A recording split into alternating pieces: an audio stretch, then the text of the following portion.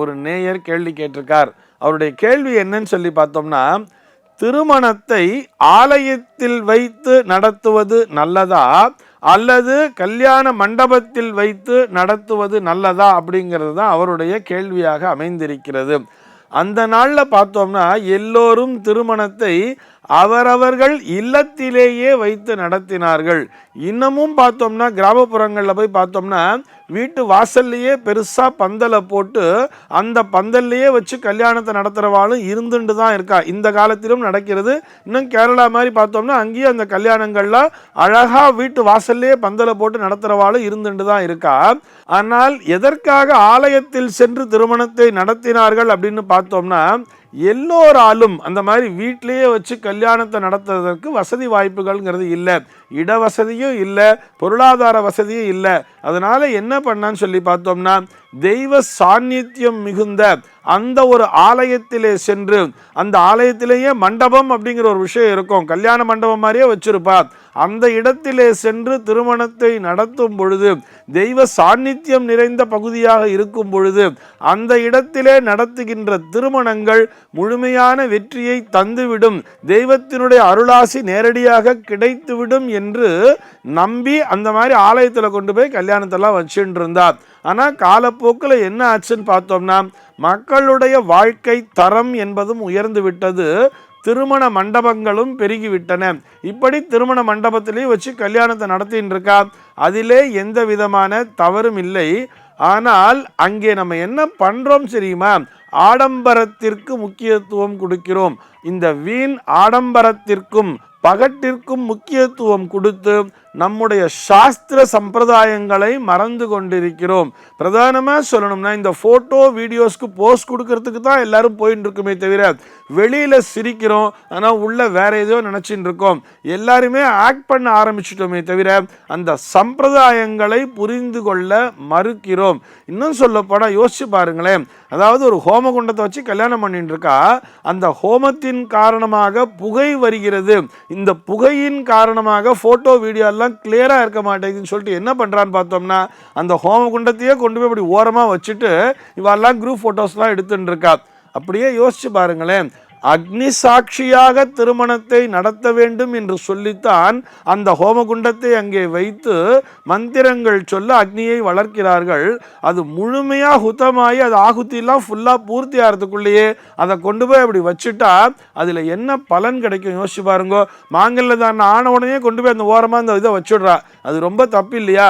Photo வீடியோலாம் எடுத்துட்டு மறுபடியும் கொண்டு வந்து இந்த ஹோமகுண்டத்தை வச்சுட்டு அதுக்கப்புறம் சுற்றி வரா, பிரதட்சணம் பண்ணுறா. இதில் என்ன பிரயோஜனம் இருக்கும்?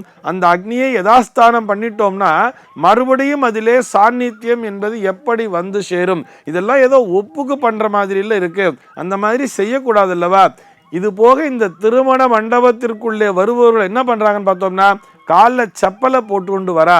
இந்த செப்பல்லாம் போட்டுட்டு வர்றதோடு இல்லாமல் அந்த மேடையிலேயே வந்துடுறா, மன மேடையிலேயே அந்த பாதரட்சையை போட்டுட்டே வரா, ஷூஸ்லாம் போட்டுட்டு வந்து அக்ஷத ஆசீர்வாதம் பண்ணுறோங்கிற மாதிரி வரா. இது எவ்வளவு தவறுன்னு யோசிச்சு பாருங்களேன். திருமணங்கள் சொர்க்கத்தில் நிச்சயிக்கப்படுகின்றனன்னு சொல்றார். அதுக்கு தான் அந்த மணவரையை சொர்க்கலோகம் மாதிரி அழகாக ஜோடிச்சு வச்சிருக்கா. அங்கே இந்திரன் முதலான 33 தேவர்கள் சாட்சியாக கன்னியாதானம் செஞ்சு தரேன்னு சொல்லி அந்த அப்பா கன்னியாதான மந்திரம் சொல்லி பண்ணித்தரார். அப்பொழுது அங்கே 33 தேவர்களும் வருகிறார்கள் அப்படிங்கிறது நிஜமாகிறது. இந்த 33 தேவர்களும் இருக்கின்ற ஒரு சபையிலே காலில் செருப்பை போட்டு வரலாமா? அங்க ஹோமங்கள்லாம் பண்ணிட்டு இருக்காளே அந்த இடத்துல நம்ம காலில் செப்பல் போட்டு வரலாமாங்கிறது தெரிய மாட்டேங்கிறது. இதே ஒரு ஆலயத்திலே திருமணத்தை நடத்தும் பொழுது நம்ம தெரிஞ்சோ தெரியாமலோ ஒரு பயபக்தியோட காலில் செப்பல் போட்டு போறது இல்லையே.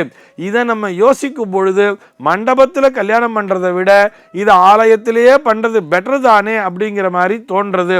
ஆனால் நீங்கள் மண்டபத்தில் திருமணத்தை நடத்துவதில் எந்த விதமான தவறும் இல்லை. அதே நேரத்திலே நம்முடைய சாஸ்திர சம்பிரதாயங்களுக்கு முக்கியத்துவத்தை தர வேண்டும். எப்படி உணர வேண்டும் தெரியுமா? அந்த திருமணம் நடக்கின்ற இடமானது தேவர்கள் வந்து சேருகின்ற ஒரு சபையாக இருக்கிறது. தேவர்கள் அனைவரும் 33 தேவர்களும் அந்த இடத்திலே வந்து இணைகிறார்கள் என்றால் அது ஒரு தெய்வீக சாநித்தியம் நிறைந்த இடமாக இருக்கிறது. அந்த இடத்திலே நாம் இந்த போன்று இந்த பாதரட்சைகளை அணிந்து செல்வது, அப்படியே பேண்ட் சட்டை கோட்டு சுட்டெல்லாம் போட்டுட்டு போறதெல்லாம் நியாயமா இருக்குமாங்கிறத யோசிச்சு பாருங்களேன். ஒரு ரிசப்ஷனுக்கு போட்டு போறதுங்கிறது வேற, ஒரு திருமண வரவேற்பு அப்படிங்கிறதுக்கு போட்டு போறோம். ஆனால் அதே நேரத்திலே ஒரு திருமண சடங்கு என்பது நடந்து கொண்டிருக்கும் பொழுது அந்த இடத்திலே இறைவன் வந்து நிற்கிறார். பார்வதி பரமேஸ்வரன் முன்னிலையிலே, லக்ஷ்மி நாராயணன் முன்னிலையிலே, வாணி ஹிரண்யகர்ப்பன் என்று அழைக்கப்படக்கூடிய அந்த பிரம்மா சரஸ்வதியினுடைய முன்னிலையிலே அந்த திருமணமானது நடந்து கொண்டிருக்கிறது என்பதை உணர்ந்து அந்த திருமண நேரத்திலே, முகூர்த்த நேரத்திலே நாம் அனைவரும் நம்முடைய பாரம்பரிய முறைப்படி நாம் ஆடைகளை அணிந்து செல்ல வேண்டும். அங்கே திருமணம் நடக்கும் பொழுது அந்த மங்கள இசையானது ஒலிக்கும் பொழுது நாம் மனதார பிரார்த்தனை செய்ய வேண்டும். எப்படி?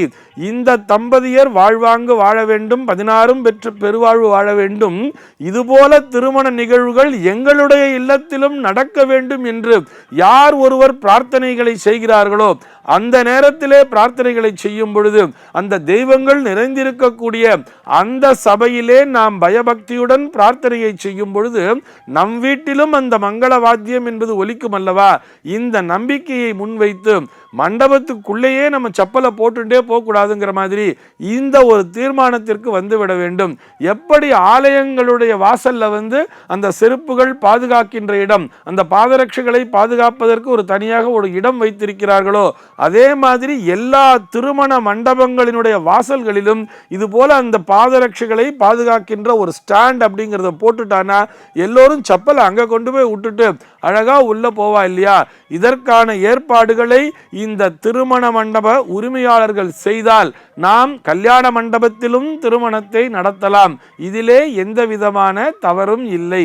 சர்வே ஜனாஹ சுகினோ பவந்து.